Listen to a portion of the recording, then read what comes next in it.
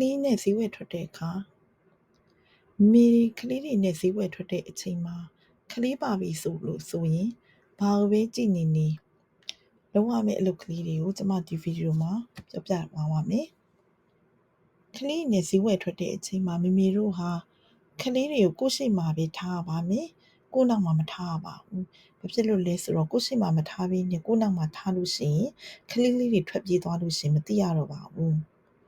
နံပါတ်2ကလေးထိန်ပါလာရင်လေကလေးထိန်ကိုကလေးထိန်နဲ့2ယောက်တည်းမထားပါဘူး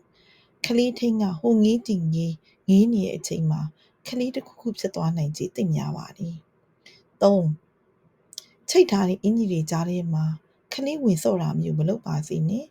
လူကြီးကကလေးအင်ကြီးတန်းကြားမှာပဲရှိနေအောင်မေလို့ထင်တဲ့အချိန်မှာကလေးပျောက်သွားနိုင်ပါတယ်4ကလေးနဲ့သွားတဲ့အချိန်မှာ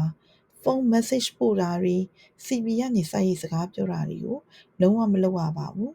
ဖုန်းလာခဲ့ရင်လည်းပါဇက်ကသာဖုန်းကိုပြောနေပေမဲ့မျက်စိကကလေးကိုလုံးဝအပြတ်မခံရပါဘူး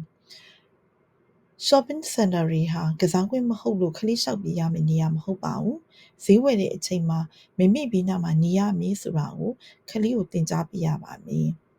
ဒါဆိုရင်တော့ဈေးဝယ်စင်တာတွေမှာခလေးနဲ့အတူတူဈေးဝယ်ထွက်တဲ့အချိန်တွေမှာ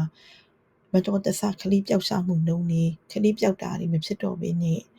ခလေးအငြိကင်းနဲ့မိမိတို့ဈေးဝယ်နိုင်မှာဖြစ်ပါတယ်